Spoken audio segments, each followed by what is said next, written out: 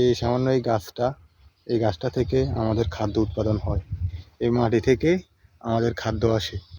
এটার মধ্যে এখনো চাপ দিলে সাদা দুধের মতো কিছু বের হবে, আমি দেখাই। এই যে দেখেন, সাদা দুধের মতো, এই যে দেখছেন সাদা দুধের মতো হয়ে গিয়েছে। এরপর এগুলো চাল হবে। সালামু আলাইকুম। একবারে সূর্য মাথার কাছে, পরন্ত বিকেল, এখন প্রায় 2টা এরকম বাজবে।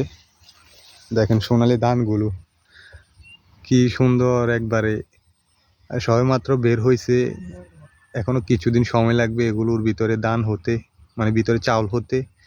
চাউল হওয়ার পর এগুলো পাকবে, এরকম ঝুলবে আর কি, ঝুলে যাবে। ঝুলে যাওয়ার পর লাল হবে। এরপরে কাটার একটা চিন্তা ভাবনা থাকবে মানুষের। এখন আবার যে একটা সময়, চারদিকে প্রচণ্ড মেঘের একটা আবহাওয়া রয়েছে। একবার সবার ইতিমধ্যে ধান এসে পড়েছে। মেঘ আসার একটা সম্ভাবনা। আগামীকাল রাতে এমনভাবে বৃষ্টি, মানে বাতাস আসছে যে মানুষের অনেক ধান যাদের লম্বা হয়ে গিয়েছে, যেমন এইরকম সাইজের হয়ে গিয়েছে যাদের ধানগুলো, সেগুলো একবারে শুয়ে গিয়েছে আর কি। তো যেগুলো শুয়ে গিয়েছে সেগুলো নষ্ট হয়ে গিয়েছে, সেগুলো আর মানে ধান হওয়ার কোনো সম্ভাবনা নেই। তো এখন প্রায় মোটামুটি সবারই ধান চলে এসেছে। যেদিকে তাকাবেন সব দিকে মানুষের ফসল রীতিমতো চলে এসেছে। তো আপনি আল্লাহর কোন কোন জিনিসকে অস্বীকার করবে মানুষ, আবার কোন রিজিককে অস্বীকার করবে?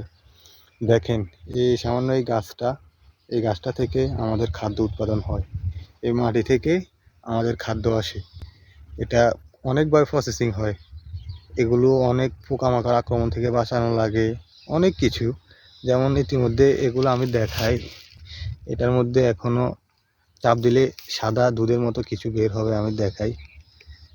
এই যে দেখেন, সাদা দুধের মতো কিছু একটা বের হচ্ছে।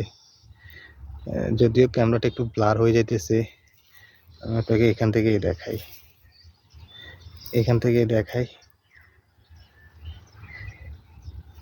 এগুলো ভিতরে প্রায় দাম চলে এসেছে। এই যে দেখছেন সাদা দুধের মতো হয়ে গিয়েছে। এরপর এগুলো চাল হবে। চাল হওয়ার পর এগুলো এভাবে ঝুলে যাবে। ঝুলে যাওয়ার পর পাকবে। পাকার পর এরপর এগুলো কাটতে পারবে। আর এগুলো যে গোড়াগুলো রয়েছে, যেগুলো রয়েছে, যে গাছটা, এই ধানগুলো ছাড়ানোর পর এটা সম্পূর্ণটা গরুকে খাওয়ার হিসেবে ব্যবহার করা যাবে। তো আল্লাহ সবার রিজিকের কথা চিন্তা করেই এগুলো তৈরি করেছে, আমাদের জন্য, আমাদের চারপাশে যে পশু প্রাণী আছে সবার জন্য। এই যে আমার সামনে যে ধানগুলো পড়ে রয়েছে, আমি এগুলোর কথা বলতেছি। এগুলোর মধ্যে আর ধান হওয়ার কোনো সম্ভাবনা নেই, এগুলো পচে যাবে, একবার পুরো জমি নষ্ট। তো এটা আর কি আমাদের রিজিক, বা এই ধান আর সহজে কখনো হবে না। যেগুলো দাঁড়া করা আছে এগুলো ঠিকই ধান হবে, কিন্তু নিচে যেগুলো শুয়ে গেছে এগুলো আর হবে না।